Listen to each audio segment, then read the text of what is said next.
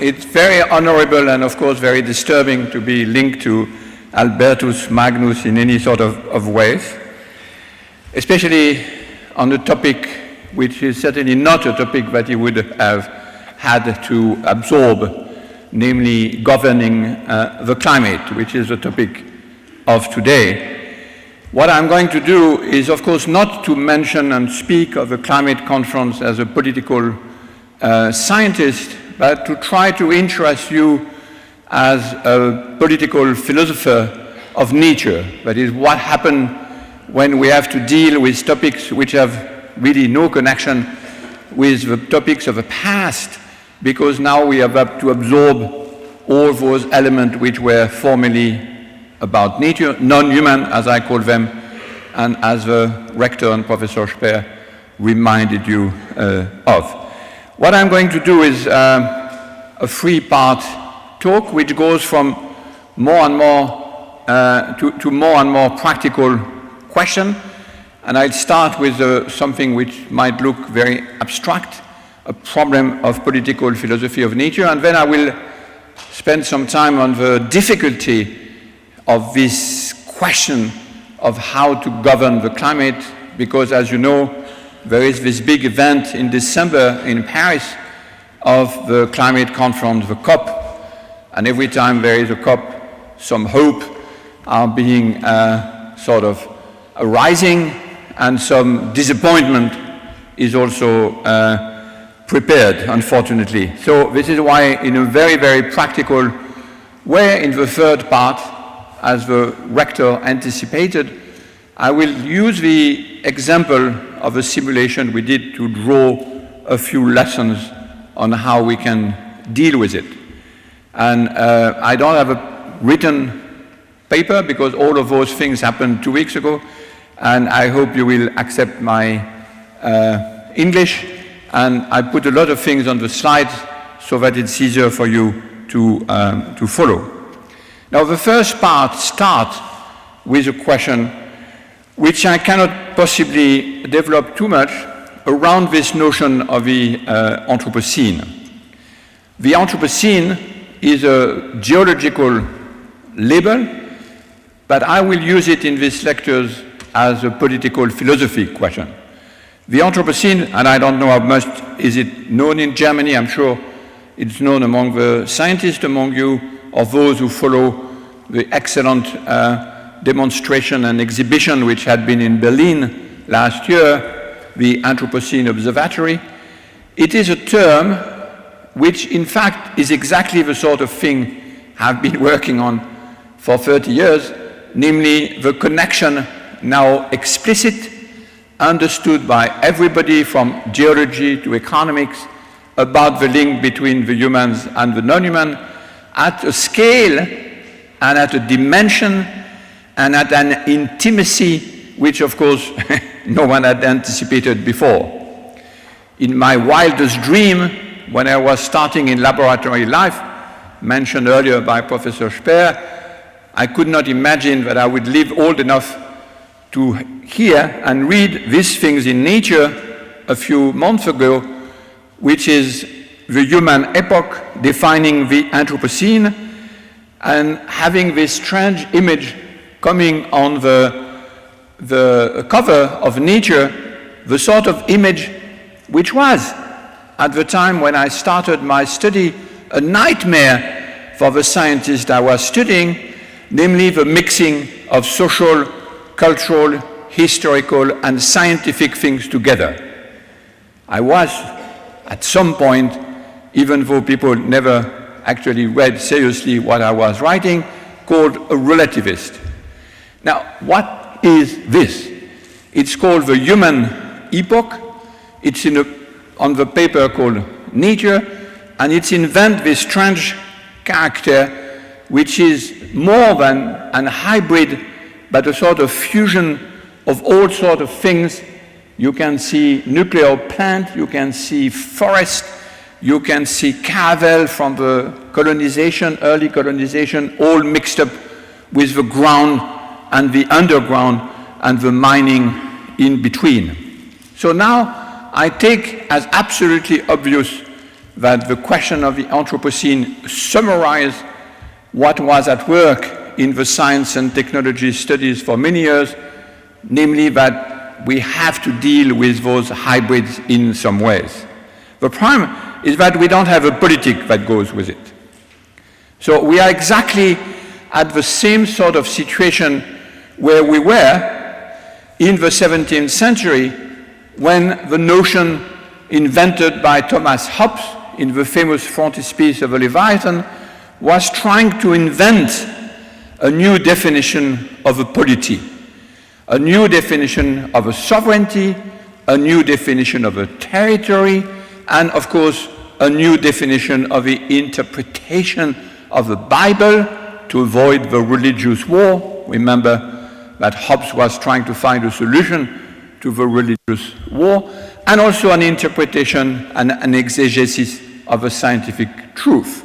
In the case of Hobbes, the absolute certainty which was associated with mathematics, and as you might remember, with the teaching of Hobbes himself. Now, the reason why I put these two figures is that we have a very elaborated tradition of political philosophy for the left figure, and for the other figure, the one on the right, the one which is just coming to us, we are completely deprived of any sort of concept and any sort of way of understanding this sentence. What could it mean to govern the climate?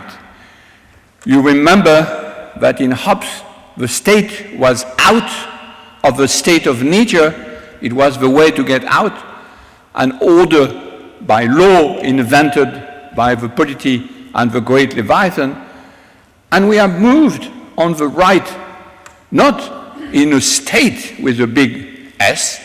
We have no state to understand and to govern and to rule over this new situation. We are actually in a state of war, a state of at least dispute and conflict about how to handle this vast variety of entities. Even between the French and the German, there is a dispute and a conflict about coal, which you use a lot, and nuclear plant, which we use a lot. Just a small detail, but I mean, all of those questions are actually conflictual, and they are part of controversy.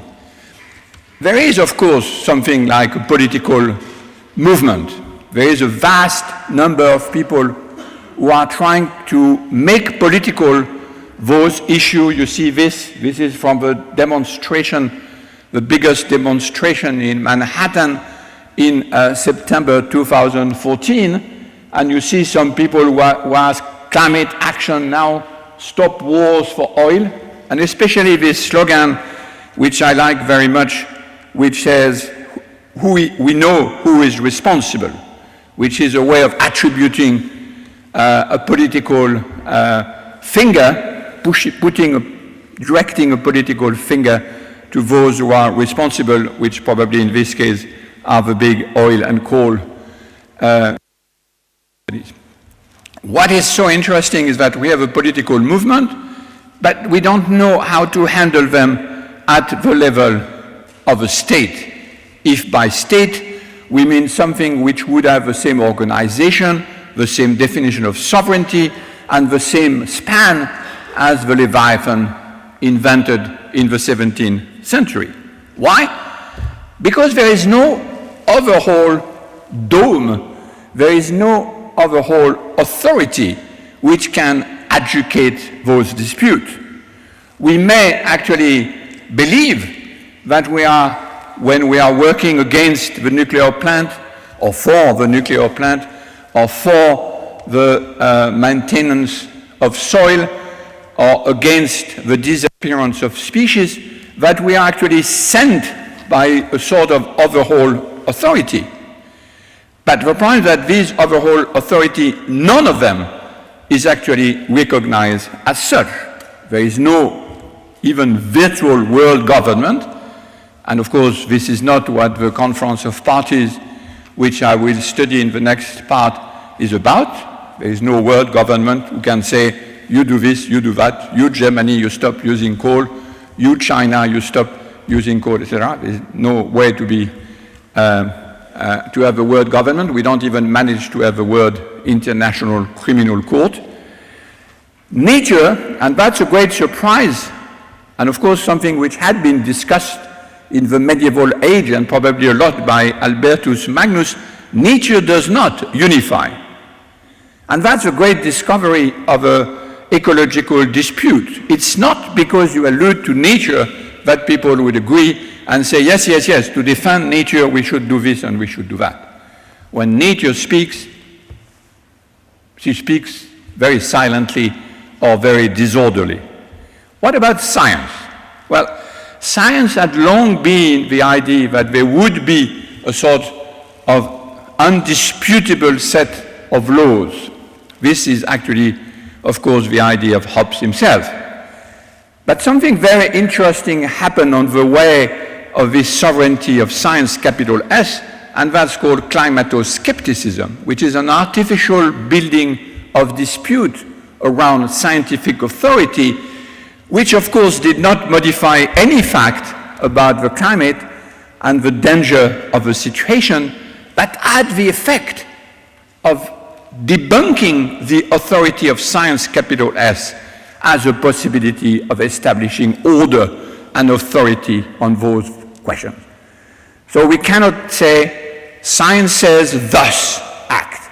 We have, in the case of climate, transformation by human, probably what is considered as one of the most uncertain, best documented fact about nature, and it makes absolutely no difference to action. Everyone says yes, yes, yes, and we wait. You could and think, and many people believe, that economics could replace science, capital S, so that there is enough authority about law of economics in order to make us do and know what to do. But if you read any economical literature, you also know that if you have 10 economists, you have 15 or 20 different incommensurable policy about it. So none of those four types of authority are able to unify the decision around those so important elements. And the problem is the paradox of the situation, the global of which everyone speaks, and everyone makes these gestures with their hand. We have to think globally, except there is no globe. So everyone knows that it's a global problem, but so to speak, there is no globe which can actually allocate the dispute in political philosophy, even though we think we are, and we are attributing our responsibility, protesting against what we consider as stupidity or crimes in the name of a virtual state. What I call, for this reason, but with two capital, the state of nature, capital S, capital N, as if there was actually a power of unification in the appeal to nature. Of course, we are all simultaneously conscious of that virtual state, are conscious of the fact that it has no authority. So we are in exactly the situation where Hobbes was in the 17th century, certain that you need something like the reinvention of an authority after the demise of the church and emperors overlapping, but we don't know what to do. And that's the connection which is, of course, extremely worrying. This is what could be called the Schmitt Problem. I mean, I know it's always very risky to talk about Carl Schmitt in Germany, but the question, the reason why I need it is because this absence of a neutral party. Let me read you the quote, which I'm sure you know by quick. The political enemy is nonetheless the other, the stranger, and it is sufficient for his nature that he is, in a specially intense way, existentially something different and alien, so that in the extreme case, conflict with him are possible. Just accept to hear this sentence thinking of non-human stranger, not only of human stranger, one, and then remember that we are in the period of the Anthropocene, which means that every time we talk about something about nature, it's also us, the humans. So when we talk about strangeness, when we talk about war, we don't only talk now about human enemy. We talk about hybrid entities which are in themselves, even if it's the climate, even if it's CO2, even if it's fish, even if it's soil, something of a human attitude. And in each of them, remember, we know who is responsible. Let me finish the sentence. These, and that's the most important part, the conflict can neither be decided by a previously determined general norm, nor by the judgment of a disinterested and therefore neutral third party. That's the prime of political philosophy of nature. And I can ask you the question, do you, if you are an ecological-minded activist, or a professor, or a teacher, do you think that when we talk about nature, nature is the third party or not? If you believe it is a disinterested third party, you invent this, you think you live in this state of nature, capital S, capital N, and in a way you depoliticize the situation in which we are. And what interests me in this sentence of Schmitt, which I shift to the non-human as well as to the human, is that nature no longer plays the role of a disinterested third party. Even though it's true that the ideal of lots of ecological-minded persons, and in my view, the reason of the failure of ecological parties to develop, at least in France, it's terrible. In Germany it's better, but in France it's absolutely awful. They managed to be 2%, and they probably will go lower at the next election. The reason is that they depoliticize the question of nature. And here the quote by Schmitt would apply perfectly to my argument. A world in which the possibility of war is utterly eliminated, a completely pacified globe. You know, the blue planet? Let's think about the blue planet and everything will come to order. We will be aligned in the same direction and we will all work for the good of nature and the earth.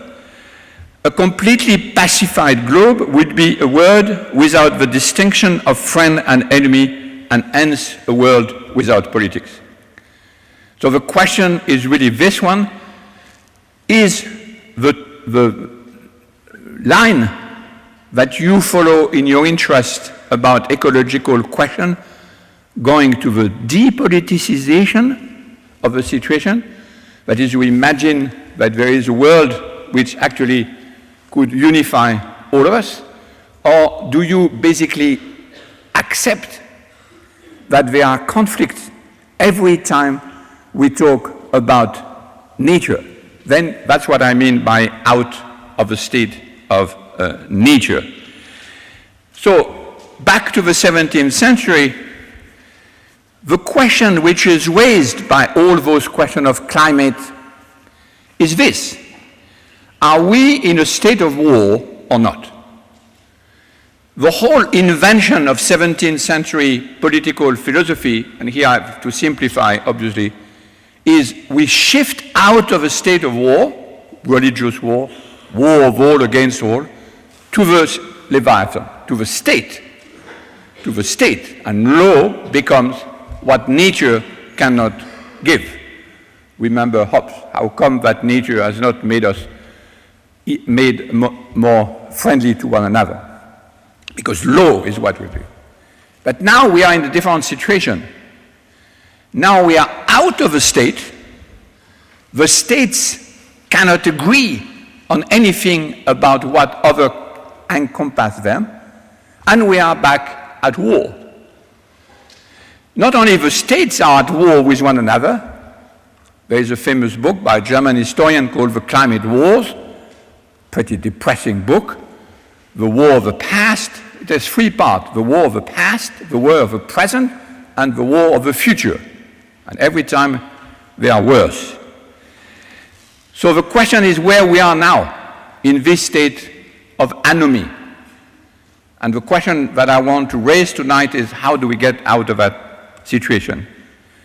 Which means, in a way, having to restart the huge work of redefining everything which had been defined in the 17th century all over again. What is the position for the theos, for the God? What is the definition of a demos? What is the definition of a nomos, the soil? Remember Carl Schmitt's amazing book, The Nomos of the Earth, probably the most interesting thing to do for political ecology, even though he was not thinking of political ecology, of course. What type of knowledge? And of course, what is the distribution, what I call a cosmos or a cosmogram, among all those entities? Now, be reassured, I'm not going to talk all about this question. I move now to the second part, which is about an application, a situation of political science this time and not political philosophy, where all those questions, which are huge questions for every philosopher, anthropologist, political scientist, are raised, but in a very practical manner. The trouble with the conference of parties. This is the English expression. It's called the COP, and the one which we are going to welcome in Paris is the 21st of them. As one of the students who was at the simulation said, she was 21st, she was 21, and she said, for as long as my life, those people have been discussing in those COP every year, and nothing very much came out of it. So I'm here simplifying for you a very important book in French by two of the best observers of the COP called Gouverner le climat, with a quotation mark. What does it mean to govern the climate? The question which I ask in the first part in a very philosophical manner. The difficulty is that it's global without a globe. There is no state, and yet everyone behaves as if there was some sort of a state which is represented here by the small and very important procedure of the United Nations. There is a science, and the IPCC, which is the body of scientists which have accumulated and invented a very original institution, a bit diplomatic and a bit scientific and a bit political, in order to gather all this information in three different domains: the science, the policy, and the remediation. It's, of course, a very, very important body, but it does not, of course, have any sort of definitive authority. And third, it works on the idea that it's a state question. 195 states, as if the states were actually the one who could handle those things which are also said to be global and international or transnational. So there is a great difficulty in defining the COP, especially because, and this is well articulated by the two authors of the book, Stefan Eikut, a German, by the way, an excellent researcher, and Ami Dahan, that the states which are dealing at this COP are not dealing with the causes of the phenomenon of climate, but only with the consequences. And that's a very odd way of organizing the negotiation. The CO2 in the atmosphere, if we summarize this as a CO2 question, even though it's slightly more complicated, is a far away consequences of action which are taken by any government actually by any one of you every day. It's the causes are coming from decision about what sort of energy mix we will use, how we will reorganize harbor for transportation, should we build cars or trains, what are we going to eat, how are we going to clothe ourselves. All these decisions about how we build our daily life are the causes of which the far away consequences is the CO2 in the atmosphere. This is a fascinating aspect of the discussion between science and politics. The politics followed the CO2 emission. And it's true that the CO2 actually spread in the atmosphere and is fairly, not easy, but feasible to model it on computers. So there is a global CO2. I mean, it's thinkable for scientists to measure, as Keeling does in Mauna Loa in Hawaii, the global CO2 part per million. And you know that the news is not very good at all. But the problem is that it has no political institution for that. Because the causes of that faraway consequences are actually very local. I mean, national, local, depending on cities. And I'm sure that dozens of decisions in Cologne or in the land here have enormous consequence of the amount of CO2 that you emit. But the COP is only dealing with the faraway consequences. And that's the difficulty, of course, for the COP, which made it very difficult to handle a question which is said again to be global when there is no world state. Nature does not unify politics. So the question is, do we resort to nature with a capital N, or do we try to repoliticize the question of the climate governance?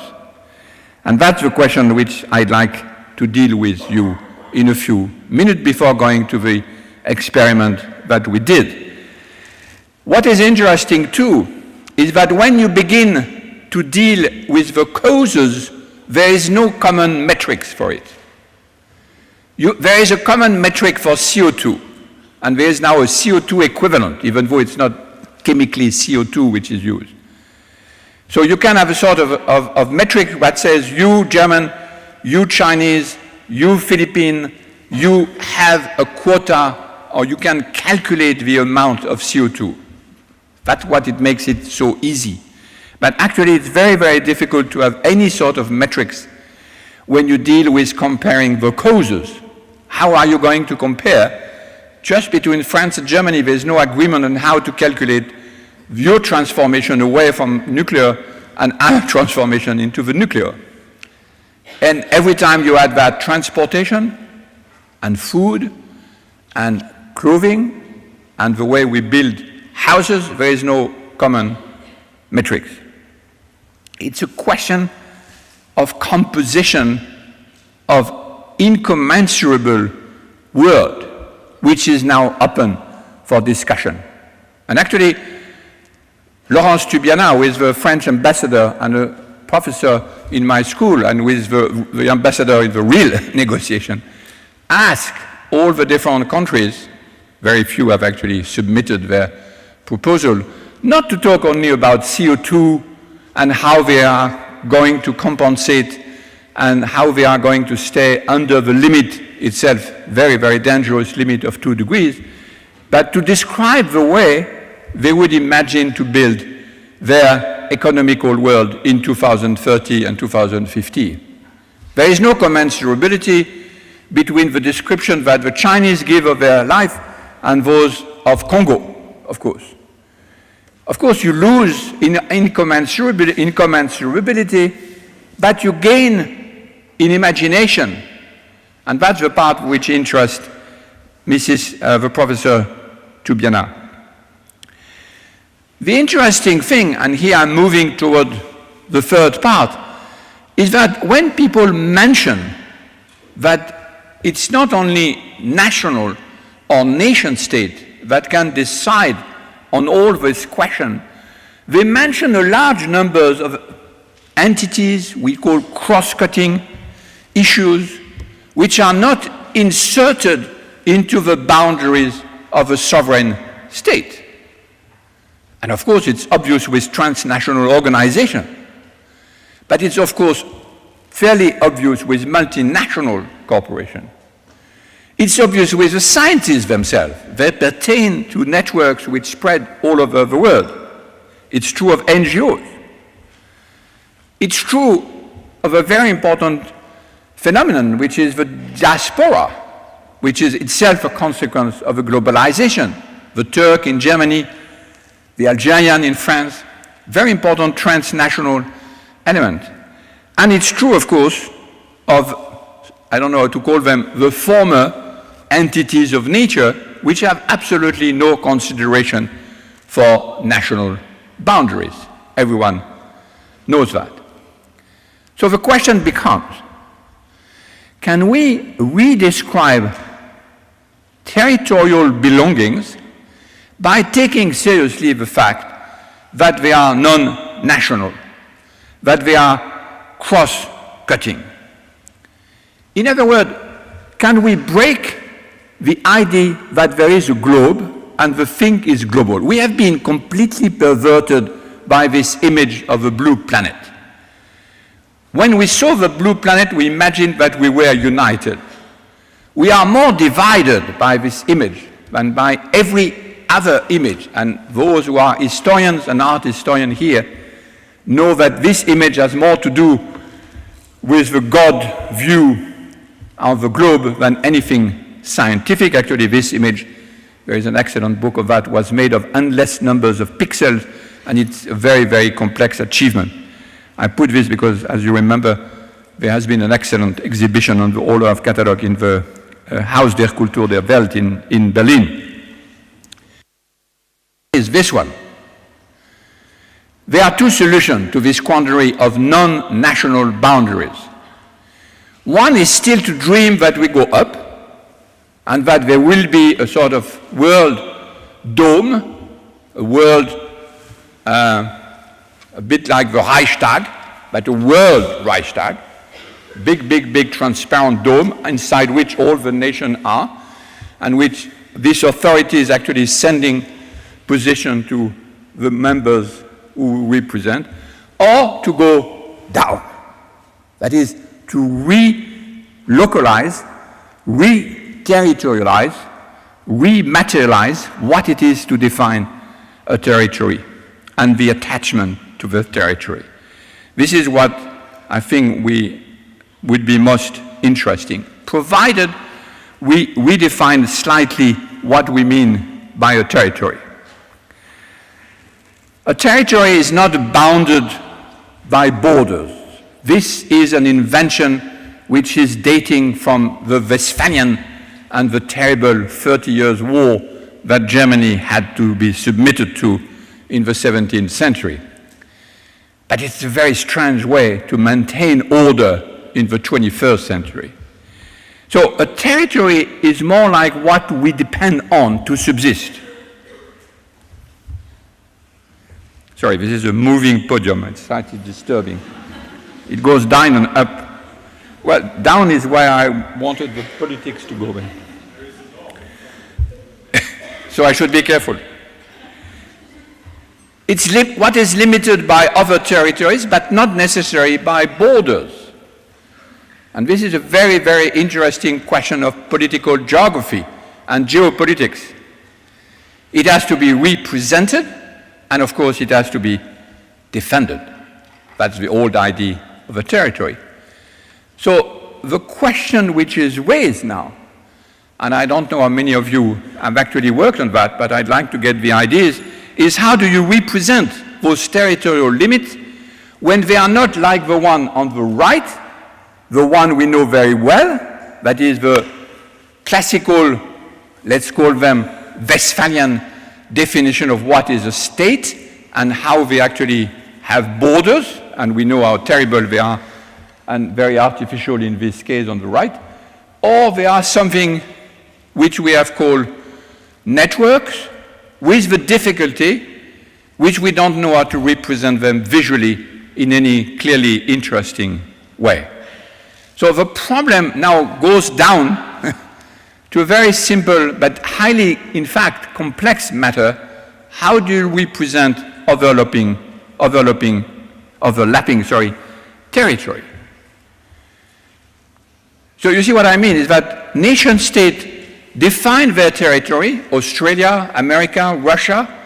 Everything that we have to discuss in the governing the climate question is cross-cutting their territories, but we don't know how to represent them. Well, we sort of know, but it's always very difficult because it's always running against the question of sovereignty first and then difficult to map. So the situation is a bit like this one. Germany in 1500. It had actually a very nice shape, I find it. Isn't that nice? Here, it's much closer to what we need than the present. I mean, sort of. What counts is the overlapping, the multiplicity. See, imagine, it's not about bishops and prince and kings and marquess. It's about food and then soil and then the question of transportation, and all those questions are overlapping, and every one of them is out of the boundary of a state, but we don't know how to order them. And that's the main difficulty. This is a thing I found yesterday, which I found very nice. It's a new cloud atlas, which is representing the practical, territorialized embodiment of all the investment made to have a cloud. I hate the cloud. You know, the cloud which is supposed to be in the cloud, it costs a fortune in terms of infrastructure, in terms of energy spending, and it has actually, someone had the great idea, those guys have the new cloud atlas, to represent the territorial print of this unterritorialized or deterritorialized virtual cloud. We need 100 of those images, but I'm not bothering with you. This is a nice one, but it shows the difficulty. This is a French group called Bureau d'Etudes, and it's a pictures of the word government. Now, of course, it's hard to see anything in it. That's the problem. This is why we like the Westphalian state, because at least when you are in Germany, you are not in France after the Kiel, you pass the Kiel bridge, and when you are in Russia, you are not in Ukraine. Well, that's a difficult case. So, well, at least you know when the border is, but when we mobilize and visualize networks, we know it's much more true. A map like that, it's much truer than a geopolitical map, but the point is that we have no visual equivalent as clear-cut, literally clear-cut, as a map. We would need a geological map. This is the Jura. I put this because in our simulation I'm going to mention there was a great geologist, actually the great geologist of the Anthropocene, namely Jan Zalasiewicz, and I complained about this the bad maps that we had, and he said, but why don't you have geological maps like we do in geology? And in geology they are used to this overlapping, to this 3D, very highly complex set of historical maps. And he said you should invent for geopolitics what geology has invented over the last 2 centuries. But of course, now it's less absurd, because this guy is himself the head of the Anthropocene committee deciding on the name of the Anthropocene. So he sees that the possibility of having new maps is not actually completely absurd. And then I have a nice example of the overlapping of authority, which I found in Holland, in giving a talk in Utrecht recently, which is this nice idea of having in Holland a simultaneous election for the one who represent the humans and for those who represent the water.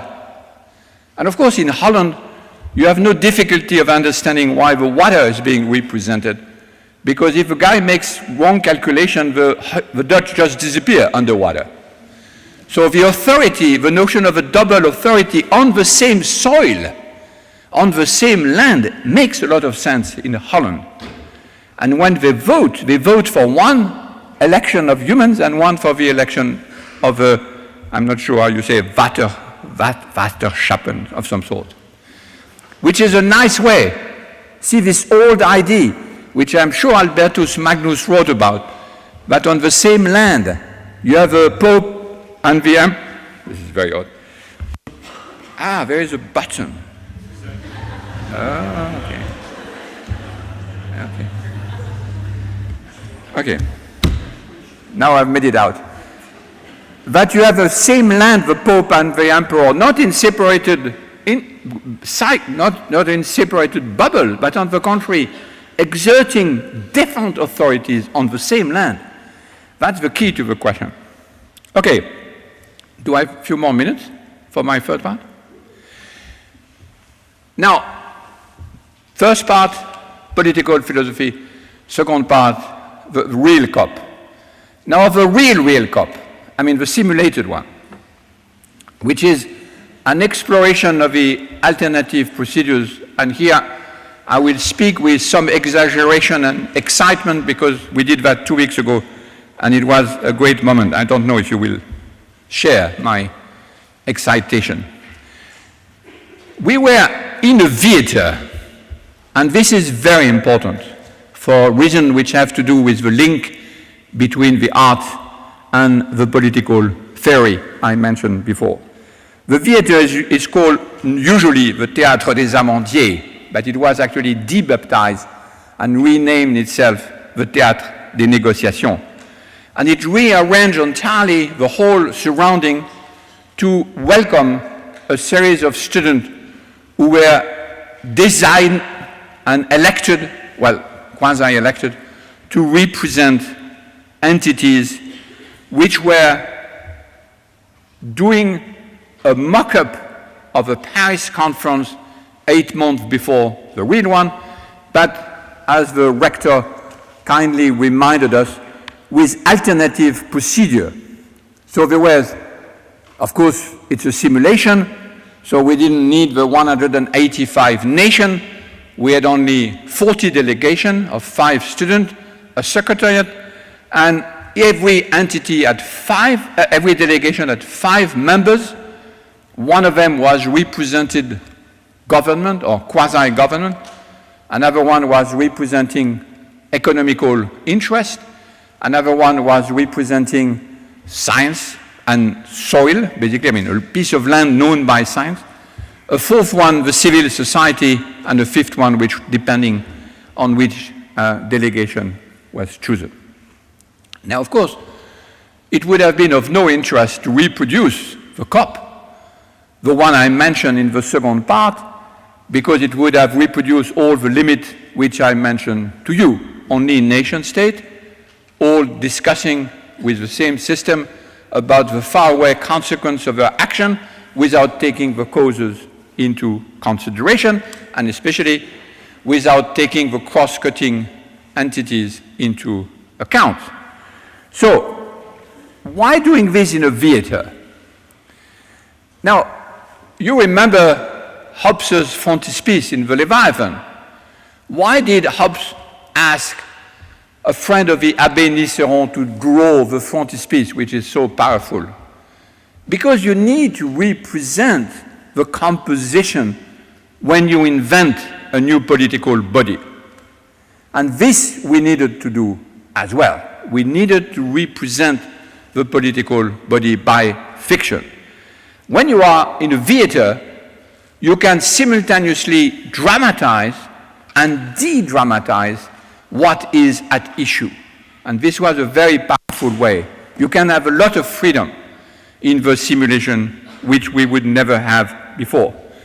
But the most important thing in theater, and we are all used to that, is that finally the old boring question, how do you dare to speak of non-human, makes no sense. Because on a theater, in any play, especially in the 17th and 16th century, especially play, you have on stage storms, tempests, gods, divinities, animal, monster of all sorts to speak, and no one finds that strange. This is actually what it is to be on stage. So you can do a lot of things in the theater on this question, which we made central for the simulation. What happened to nation-state delegation when they are conflicted, impacted by non-human or non-nation entities, speaking in the same voice? And here's a drawing of the leaflet distributed, and if you look at it, you see that there are lots of delegations which look like humans. Does this work? Sorry? It works. It works? Well, okay, it doesn't work. You have delegation like Algeria. Oh, wait, yes, it does. Algeria, China, the classical one. But look, you have cities. They are in the real COP side event or interested elements which are taken into consideration. Here, they are all parties to the conference. It's named the Conference of Parties. In the text, it's only nation state, even though it's not specified. Here, we decided to have lots of others. Like, for instance, here on top, the atmosphere, soil, endangered species, indigenous people. So we had a great ceremony starting where every delegation came with the same clothing, ties and a dress, formal dress, no bizarre things. The ocean was not full of algae and so forth. You know, it was just normal people. But they spoke on equal ground with the other nation states. So the Secretariat had absolutely no difficulty, which was a great moment, to say European, EU, United States, United States, you have the floor for 1 minute. Atmosphere, you have 1 minute. Soil, do you object to what the Canada said?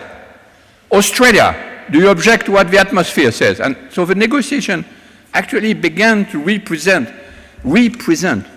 in all of the sense of the word, represent something which everybody knows is necessary, but no one actually did make, even as a fiction.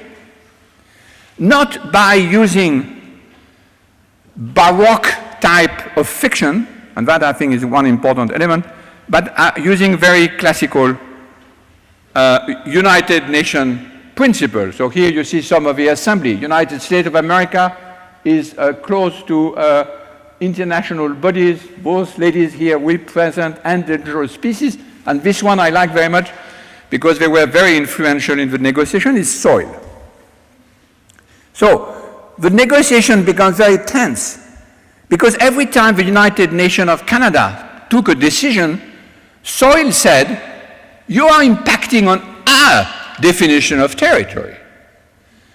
So we object to that definition of what you do because, for instance, ocean was a very influential delegation because everything the other nation was doing was actually impacting the acidification of the ocean.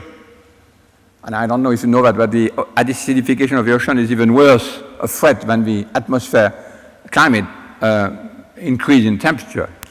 So the simple fact of having someone, a human, very important, it's a human, a normal human, objecting face to face to something which represents a nation state and say, you impinge on my definition of my territory, and I object in the name of my sovereignty, made all the other nation states not change their mind, but furious. Yes, furious, but obliged to rethink what it is to have a territory. And remember, this is the idea of going up or going down. Up, there is no way. No one abandons one's own sacred interest and egotism. But if you change the definition of what it is to be on a territory, you might change the interest. Because now there's a portion of the nation-state space which is actually depending on the non-nation states. So you change the definition of egoism, which is morally the only thing you can do. You cannot ask people to abandon their interest for the sake of the planet, but you might change what on earth, literally, are you sitting on, which is your definition of territory to defend. And you see we have a geological map I mentioned before. If you shift it slightly to suit geopolitics could work. So some innovation, and I finish on that because I think I'm at the end of my time. Human and non-human are represented at a parity. I've been working on that for a long time, but it's the first time I see it. Basically, it raises no problem. At least not in the sense of having, it's not ridiculous. It's just complex, but every time you have a human voice saying, I represent the undisputable sovereignty of this land, atmosphere, etc., to a nation state, the simple fact of imagining the fiction of having them at equal authority is enough to make the people change. After all, to invent the notion of a people, a democratic people, was a fiction.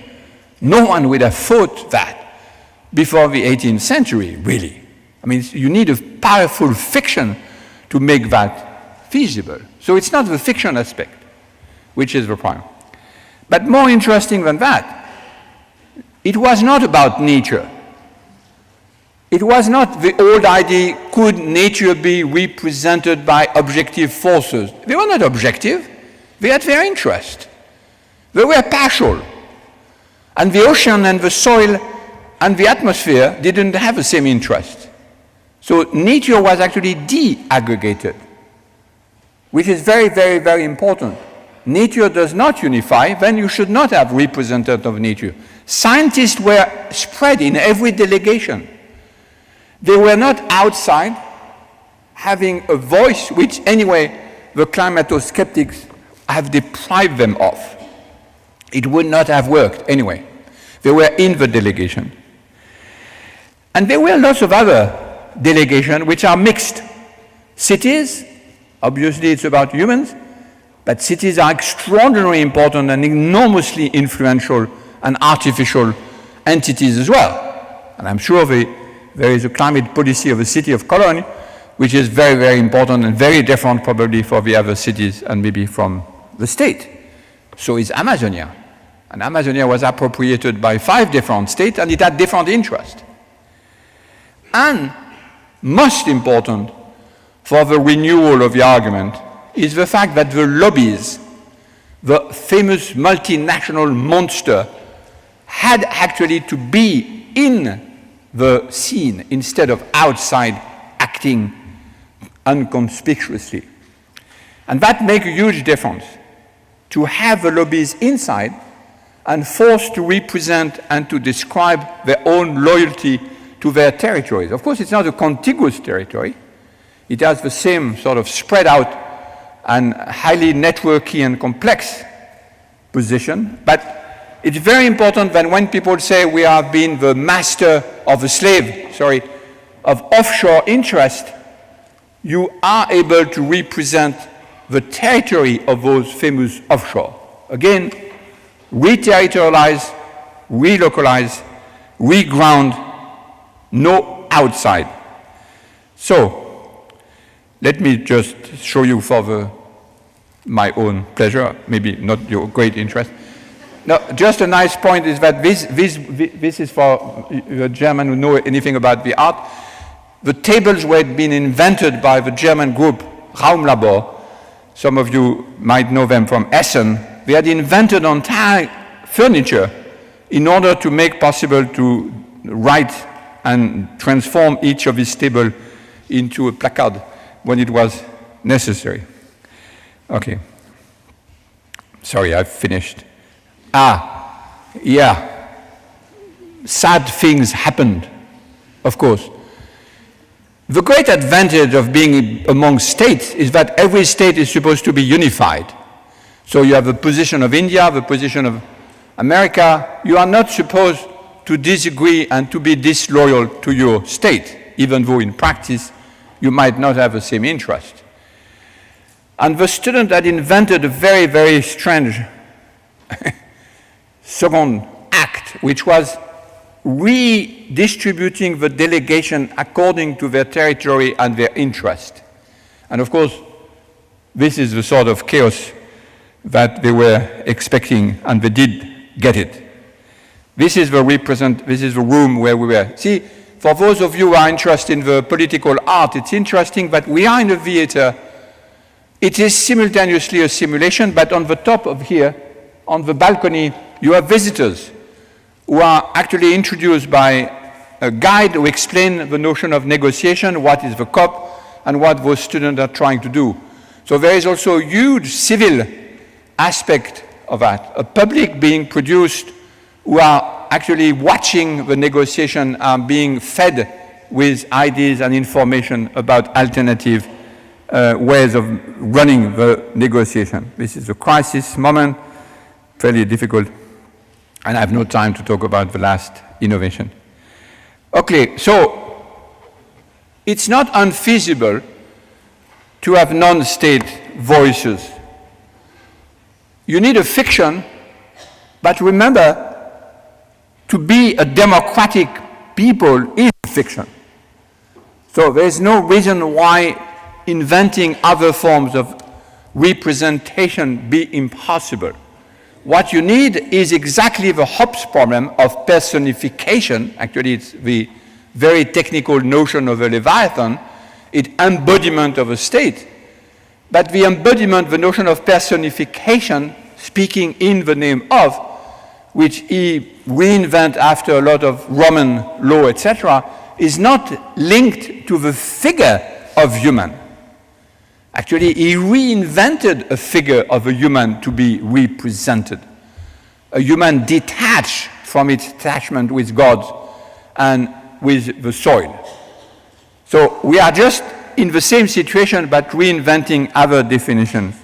Basically, what is to be explored is the overlapping of authority.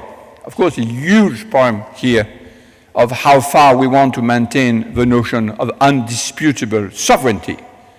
But the question of climate is precisely that this question anyway will have to be tackled. The climate is transnational without being global, because it's global in the final consequence, because of CO2 dispersion in the atmosphere, but it's not global in the causes. So there's no sense in opposing the two. What should be reinvented is something around the notion of a new command. And the key invention, and I think the student did it, and they made something with, I don't know the name in English, but I would call constituant, constituting, I mean, not simply applying rule, but constituting, political in the Schmitt sense of the word, is that there is no outside in the negotiation. Of course, there is an outside because it's a simulation, but inside the simulation, no one appeals to a common superior. No one appeals to nature, no one appealing to science or to economics to stop the negotiation going on. And I think that's where they invented a way to repoliticize the question of climate, which has been terribly depoliticized. Now, as you know, we don't know how to represent overlapping territories. And fiction is, of course, a crucial element. We are basically back in a situation which would have been found extremely familiar at the end of the 16th century. It's an age of discovery. But the big difference is it's not a discovery of spatial extension. This is why I insist so much on the cartographic aspect. Reinvent a cartography in order to absorb the fact that the world is now bigger and that you have to do something with America being discovered and all the Pacific Island and so on and so forth. It's a reinvention of a territory which is the same territory but different, which has a different shape, a different spirit, so to speak. And everything will have to be reinvented. We know that the discovery of the world had influence on everything from theology, music, theater, science, of course, colonization, everything. It will be exactly the same with this new geohistorical extension of the Anthropocene, and I hope we now can come to the question time. Thank you very much.